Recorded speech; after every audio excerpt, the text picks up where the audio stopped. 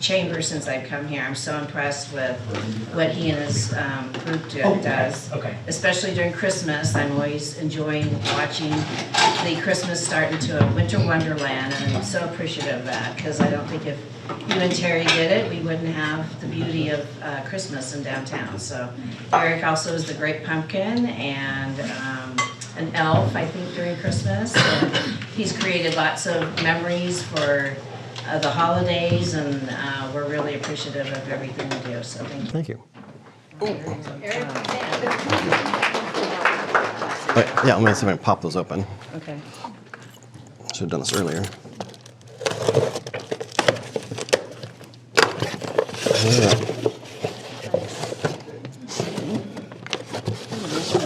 Yeah, they do. Okay. Well, thank you for having me again. It seems like it was almost exactly a year ago I think I was here, so it's a pleasure to speak with friends. I think most of you know the Chamber, but sometimes people don't know all the details that we do. I have been involved with the Chamber since 1992, which is kind of scary to think about that. Grew up in Eugene and always spent time in Central Oregon and loved the dry side of the state. During my college years, I went to U of O, but all my friends went to OSU, and the parties were better at OSU, so I spent a lot of time with them up there.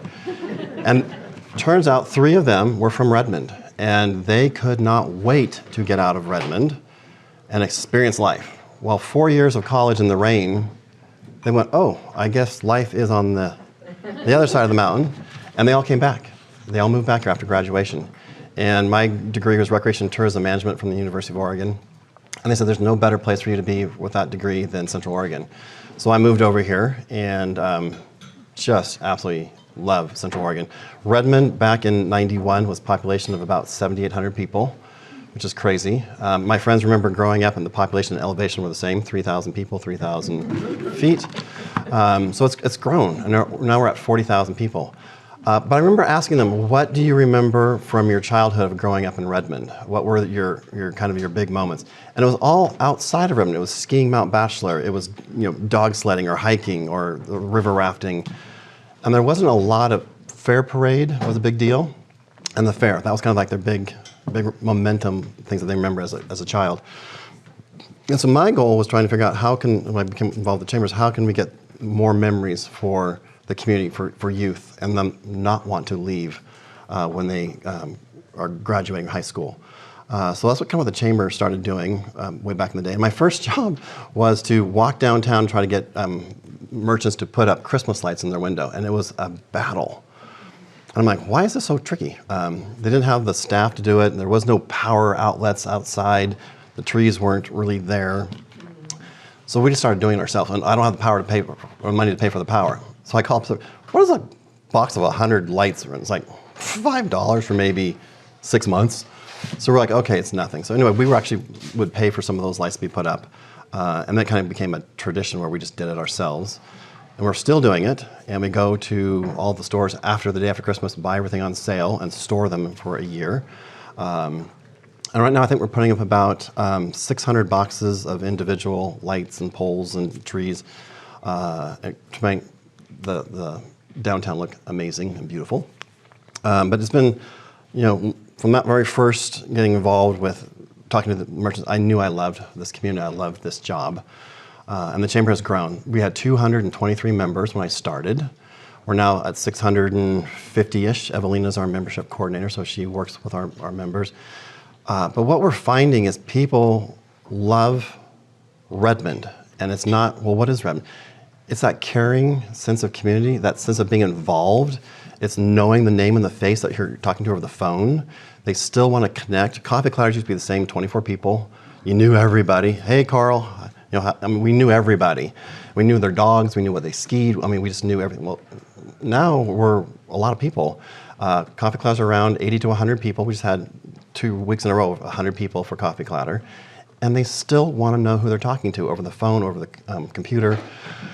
So that's kind of what we do is we connect people, we create that sense of place and that sense of community, which we've all loved and why we want to be here. And the Chamber is multifaceted. Each chamber is different. Bend is very focused on legislation and making things work, from speaking to Salem quite a bit. Redmond's not quite as engaged, so we're trying to get that up and running and get people more involved. But it's just fascinating how each chamber is so unique, but what we have found is just getting people connected, and that networking is so important. And somewhere on my phone, which I put here, I wrote some things down so I wouldn't forget. So we're passing out the visitor guide. This is something we've been doing now for many years. It used to be printed at the Spokesman when it was a newsprint, and then everybody kind of started going to the glossy papers. We kind of felt like we had to step up our game and do the printed magazine. We've been doing this now for, I think, about 20 years. This one just came out. We released it early this year. We actually did it in December. And this is our guide. This is something that if you see something in here that's missing, let us know, because we can change it. If you see something that would be really awesome to share with visitors and guests, let us know. Sometimes we want to keep our best fishing spots a secret, but sometimes we want to share. But this is also our membership guide, so all of our members are listed in here in the back of the guide. That kind of gives it longevity, because sometimes visitor guides, you keep them for a while and then you throw them. It's kind of like a phone book, though. So if you need realtors or bankers, all the chamber members, kind of the preferred people, are right here in this magazine.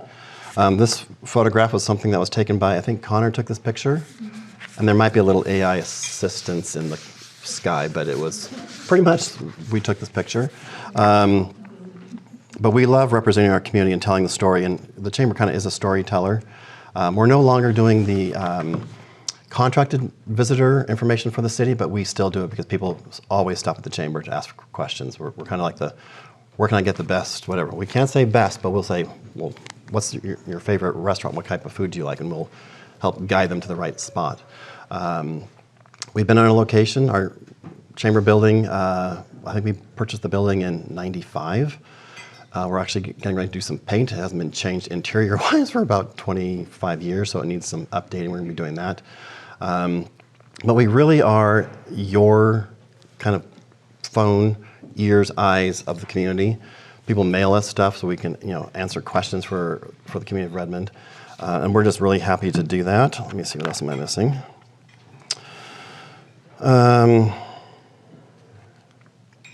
We just had our awards banquet. We like to recognize who makes our community special. And of course, Kiwanis is a tremendous, the community doesn't function on its own. It's groups like Kiwanis, Rotary, Chamber, all coming together to make our community special. So we had our awards banquet in January.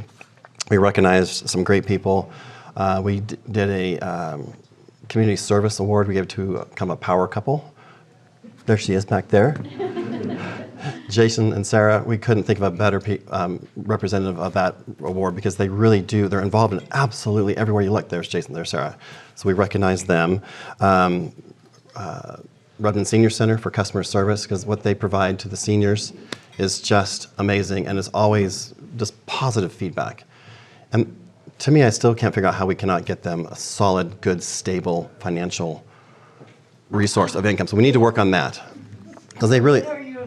I know, and I turned 60, so I more than qualify for the senior side of things. That's kind of scary.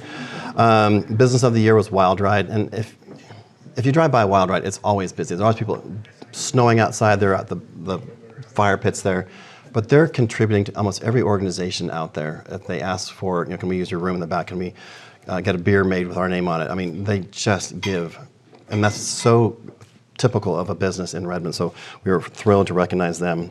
And then, of course, Citizen of the Year. And last year it was Steve Butner from Sunwest Builders. And so he got up and announced this year's winner, and that was Jeff Larkin.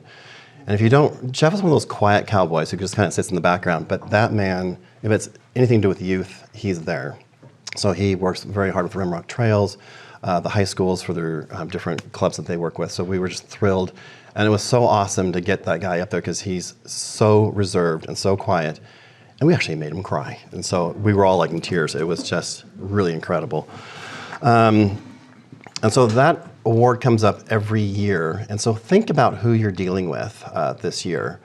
Is it a Key Club member? Is it something? It can be anybody for Citizen of the Year or Business of the Year. But think who provides outstanding customer service. Is something Kiwanis is doing. Nominate yourself. Make the nominations. Send in whoever you think fits. They're all then tallied up together, and we have a committee that gets together and we review those and we try to figure out. And it's so competitive and it's so hard because we have all the nominations are worthy of winning, but we have to narrow it down to one in each category. So that's really fun, and it's a neat way to bring the community together. We had 255, I think, in attendance for that dinner, so it was awesome. It was at the Expo Center. Our next event coming up is the Business Summit, and again, trying to bring our businesses together. And what are the issues that are facing business, and what are the tips and tricks that you can learn to make your business better? So we'll be putting that together. That's March 25th, and that'll be at the Expo as well. AI is, of course, a big topic right now. Everyone's trying to figure out how do you integrate AI into your business. Do I need to integrate AI into my business? I'm still kind of dragging my feet, but boy, I've learned a lot already, and it's scary in some ways, but boy, it makes life go way faster if you can actually get some answers quickly and then apply it to what you still have to read everything that AI puts out because it's not quite there yet. And then what it can do for photography, unbelievable. So we'll be talking about that a little bit. And then we dive into our summer event season, which is Music on the Green starts into June. We'll have of course, the 4th of July is coming up. It's the 250th. So working with you guys all to figure out how to make that a successful, that used to be a nice parade, good size. Well, it just keeps growing and growing and growing. So it's kind of beyond the level of the chamber doing it on our own. That's why we've got to have help like what you provide, and maybe see where that goes, ownership on that one. But it's also the 250, so how do you make it bigger and better? The mayor wants it to be the biggest and best ever. Interesting little trick there is our fireworks show is around $13,000, and we've had a great sponsor, High Desert Aggregate and Paving. He sold his company, so we're not sure where that's at. But this year, everyone wants a fireworks show, and there's a little thing called tariffs involved. So your $13,000 show is now around $26,000 for the same show, but the mayor wants it bigger and better. So we're like, hey, what does that mean? $60,000? So it's just all these little things you just don't realize that come together, but that's kind of the stuff that we deal with to make things happen. And of course, be working with your team to figure out how to make that parade successful. The one idea we have is actually, back in 2010, we got the community together and we did a big community photo in downtown by the Arch. We kind of want to do that again, but when our parades come together, we have like 8,000 people or 6,000 people. Get everyone, like a half hour before the parade starts, get everyone into the street, have someone sing the national anthem. What a great opportunity for a photo, video, drone opportunity, and really capture how our community comes together to celebrate, because our parades are absolutely unbelievable. And what a better way to bring us all together for the 250th. We think it'd be an amazing photo opportunity for that. Of course, then our Brew Fest coming up in July, but our concert season goes on, and then we start the holidays. And I don't know if you experience the way I do, but I am just so proud of our community during the holidays because everybody's doing something festive, and our town it's the Hallmark community. I've had more people say this is total Hallmark movie, and that's kind of our goals. We can see if we can get them to come here and do a film. But bringing us together, and some of those traditions, you mentioned the Great Pumpkin.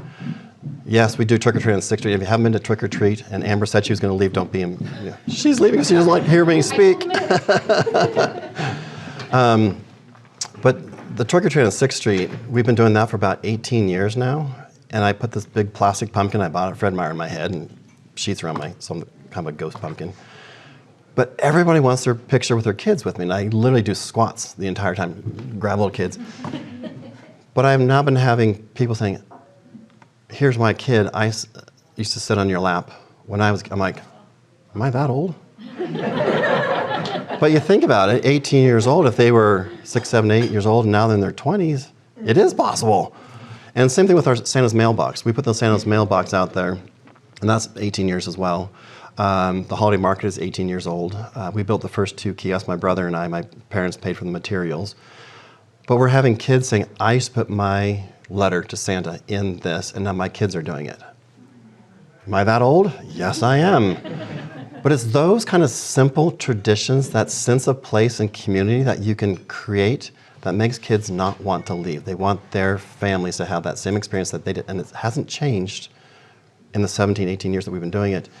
And so they feel that tradition and that sense of community, which I think is what's holding us all together. And the Chamber is so proud to be able to offer that. And it makes economic development, you think, well, that has nothing to do with business. No, when a business sees what the community is all about and how warm and inviting it is, they want to bring their business here, they want to bring their people here, they want their families to experience that kind of thing. So the Chamber is doing economic development through the simplest things as having a concert in the park, or providing Santa's mailbox, or a parade. Our parades are absolutely enormous, and it's just such a neat way to see the spirit of the community come together. So the Chamber keeps doing that. So on the business side of things, short session is going on right now. It started last week. Again, Bend Chamber is very much involved with, they have a PAC and they try to get people together and influence legislation. We've tried some of this in the past. We haven't had a lot of success. I think people are kind of busy with family and getting their business up and running. But we're really trying to get people to be engaged in what's happening in Salem. And the short session is 35 days maximum. And it used to be emergency type issues only. But now it's kind of everything's being thrown into short session as well to get more stuff done. And so when legislation comes up, it is quick and fast, and you have very few days, sometimes hours, to put input. So we work with the Oregon State Chamber of Commerce. They're a statewide organization. They have a hired lobbyist, and they gather all the information for us that are typically legislation that's going to impact doing business in Oregon. And again, we don't want to tell people how to vote, but we want to say, here is the information that's out there that we think could impact business. So please take a look at it. If it's something that you are adamant about or feel strongly about, there's opportunities to send in input via email or phone calls, or go over to Salem and try to speak. And so we are receiving these action alerts or weekly updates every week, and the action alerts, we actually had 4, I think, in the last week so far. We post them on our website. So if you want to be involved with this, you can go online to the Redmond Chamber, visit Redmond, Oregon, click under the Chamber tab, and then News and Updates. And there's a legislative tab that you can click on, and all these kind of updates, and it is fast and furious, so you have to really be involved. The long session, which is on, let's see, even years is short session, odd years is the long session. And long session, I think, is 120 days or something. I can't remember, but it's quite long. Gives you a little more time to plan things out, but there's like 3,000 bills being submitted, so it's mind-blowing. So we do track legislative stuff. We do try to get our members involved. We're not going to push you or tell you how to vote, but we do want you to be engaged, at least have an opportunity to find the information quick and easily. So go to our website for that. And that is kind of something we'll be working on. We actually used to have a legislative committee trying to get people involved, but everyone's so busy, it's kind of hard to keep that together. Other thing on my list was social media. Of course, everything is through social media, phones, Facebook, Instagram. We have about 22,000 followers, and we have a reach of about 100,000 through our various social media platforms. If you are doing anything out in the community that you want to promote, tag the Chamber, because we can then share that, and that just goes out through our reach, which is pretty phenomenal for a chamber our size. We're very pleased with our reach. And so many people forget to do that. So if you're posting something that's great, Kiwanis Vintner Dinner, tag the Chamber. It goes out to all of our members, they can see it as well. And of course, you are Chamber members, so feel free to bombard us with everything that you've got. Our weekly newsletter, or monthly newsletter goes out. It's all electronic now. But if you want to submit a story, send it to Connor. He'll be happy to put it in there for you. We have 650 members, and almost everybody forgets to do that. And everybody has something going on. So tell us what's happening at Rimrock. Tell us what's going on. And it's free. And again, we just want to share what's happening in the community, share stories. And so that's why we try to work, as broadly and as widely as we can, and keep the cost down. Everything is so expensive nowadays. All of our events, our concert series are free. You can come to the Night Glow for free. If you want to drink a beer, that's going to cost you. But we try to make things family friendly, and that's what Redmond's kind of known for, being the family friendly community. So we are engaged in that wholeheartedly. Evelyn, am I missing anything? We pretty much covered it. Okay, Did I hear there might be a new event this fall taking place at the Lake Golf Tournament? Pickleball. Oh, pickleball. Yeah, we're talking about pickleball. We actually might do we pick a date yet? We actually might do June. June, yeah. We were thinking November, but we're maybe going to do June. All four of us are not pickleball players. Of course, we're not golfers either, but put on 2 great golf tournaments. So we actually might move to a pickleball tournament. And we've talked to our pickleball people, and good friends of mine actually have a pickleball business. They sell paddles and whatnot, and clubs and or balls and outfits. And they're used to like the 3-day, 5-day big tournaments. We're talking about a fundraiser, 6-hour, round robin kind of event, get in, get out. Katie, I've known she and I actually have started about the same time, about 27 years. And she goes, yeah, we do a 3-day tournament. We make about $3,000. I'm like, I'm not spending 3 days making $3,000. But they do that just to get the community exercising. So it's a total different, and we have to make our own funds. So that's why a little different folks there. So I can talk for hours. I'll keep my mouth shut. Thank you. Barb's got to take a picture of it. Uh-oh, okay. Where is Barb? Oh, it's still in Barb. Oh, Okay. and we have a gift for you. Oh, my. Oh, why, thank you. All right. I got to stand on my tiptoes. Well, Thank you. love this guy. And I think Coffee Clatter this Friday is a blacksmith, right? Blacksmith, and it's And for, it's, and it's St. Kiwanis Vincent. member Miranda Reed and St. Vincent de Paul. Yes. Correct? Show up. Enjoy the rest of your day.